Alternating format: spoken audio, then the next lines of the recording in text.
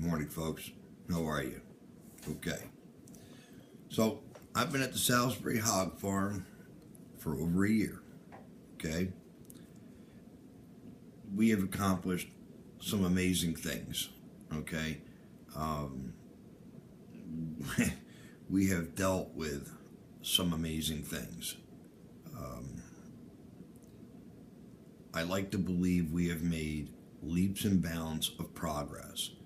I mean, not only to the farm itself, to the livestock, and trying to establish not a better way of farming, an alternative, okay? We're still waiting on all that to come in, the numbers and such, and, but we are definitely, everybody does a thing and they have a projection of where they want to be when it's done, okay? I'm not near done, but I am already further ahead, and my vision was not short on this, okay? My return on effort has been huge, okay? And not just for other people or the farm itself, and I'm not talking monetary, okay? You folks that know me, that watch me, I really don't care monetarily about things. That's not my drive, okay? There's plenty of people to do that already, so, I don't worry about that kind of thing. I know. What about down the road? What about your future? What about when you're old? Blah, blah, blah, blah, blah.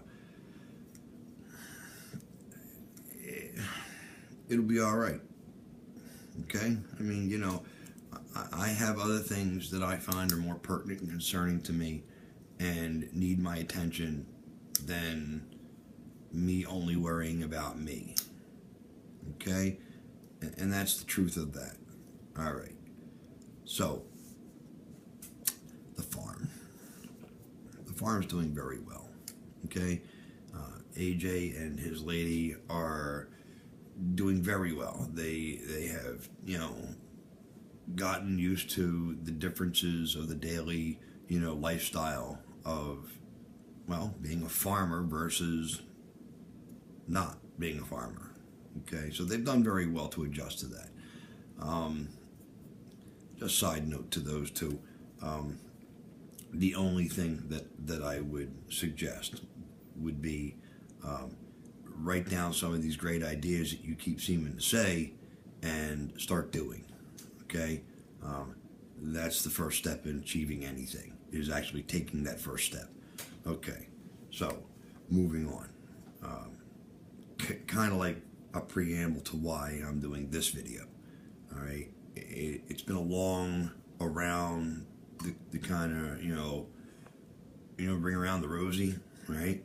Okay, well, it's the same thing, except this trip took a little longer to get all the way around the rosy. All right. One of the subjects that I really want to deal with, okay, that I really want to enlighten folks to, okay, a personal interest to me, obviously, okay, but it's taken me a long time to consider the situation, to come up with my own understanding of it.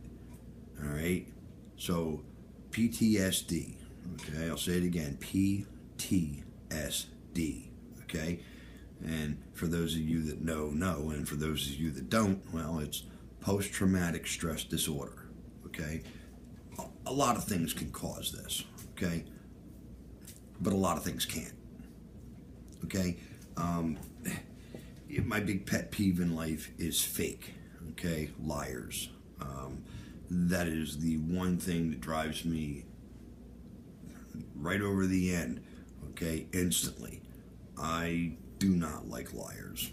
I have no time or understanding for a liar. Okay, past the first time I explained to them the devaluing of life that lying does, the harm that it does long term, and the fact that that lie will affect someone or something for a minimum of a decade. Okay, so 10 years after you tell that lie, there's still consequences. Whether you're suffering them or not, doesn't matter. They're still out there, okay? So, you get the one warning, you get the one explanation, and you lie to me after that, well, then you get something totally different, don't you? Okay. Now, lying is not what I'm doing this video about. Okay. Post-traumatic stress disorder. Okay. I'm going to talk to anybody who happens to see this video, okay, who happens to have been told that this is what they suffer from, or they think they do. Or if they're not sure, let me see if I can help you, okay? First off, it's not a disease, okay? It's not like the common cold, okay?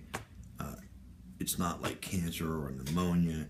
It's not even like a broken bone, but it is definitely in the medical class of things that will impact your life and do harm to you if you let it, like anything else, okay? Post-traumatic stress disorder. Most people would think, oh, well, you know, nervous breakdown, can't take it, can't handle it, excited too easily, gets overwhelmed. There's all kinds of misnomers to this understanding of what it is and even what causes it. I'm going to tell you straight out what causes it, okay? And I'll tell you straight out exactly the people I think suffer from it, okay? Good people, decent people, people who actually believed in people, okay? They believed in life, all right? They have an innate sense of right and wrong. They didn't need to be told. They already understood it. Their whole life would have been guided by their inner core with nobody telling, teaching, or showing them a thing. They just innately understand life and the value of it and the value of people and other living things. Post-traumatic stress disorder is basically a fancy way of saying that this was removed. One way or the other, this was removed from an individual. Okay? Now, they know it's gone. Okay? That's the disorder.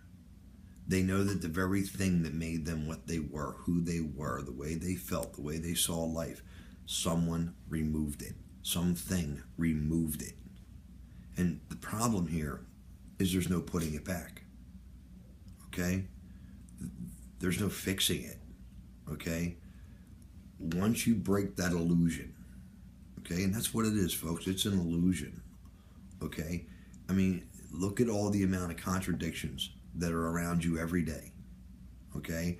The way we tell people they're supposed to live, how they're supposed to live, how they're supposed to be politically correct. And then we put weapons in young man's hands, send them across the ocean, and tell them to kill people. Now that's just putting it point blank, and I know it's more involved than that. Okay? But you raise someone from the time of infancy with certain family values and certain support groups and certain expectations of love and devotion and caring and kindness and forgiveness, okay? And then stick them in a completely different type of world, completely different kind of understandings and ethics, and, you know, just everything is different. And then on top of all of that, every value that this child was brought up to learn, to respect, to understand is stripped away. He's mocked for it. She's mocked for it, okay? This is not a guy thing, okay? Let me go back, blah, blah, blah, blah, blah, blah, guys and girls, okay? No one's immune from this, and there's no age immune from this, okay? Now, it's going to take more, and don't get me wrong, okay? But it's going to take more than, you know, 9/11, okay, to have post-traumatic stress disorder. So unless you were in the building and barely got out with your life, okay, unless you were part of that ground zero horrific experience, the idea of what happened, okay, That didn't cause it. Watching those buildings fall down didn't cause it.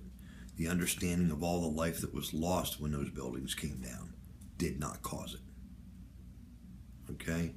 Even if you saw people jump from the windows, that did not cause it. That's the kind of thing that it's buckus. Okay?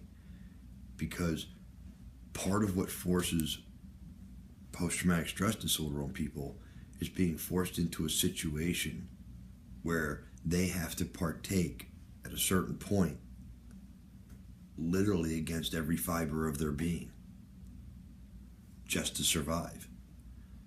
And a lot of times the amount that takes to survive doesn't survive in the end. Yeah, the shell of the person is there. Some of the basics are there. But there's a sacrifice. And these folks are forced to make it just to survive. I'm going to leave it at that for right now. We'll get back to it, okay? But for right now, I think that's a good start.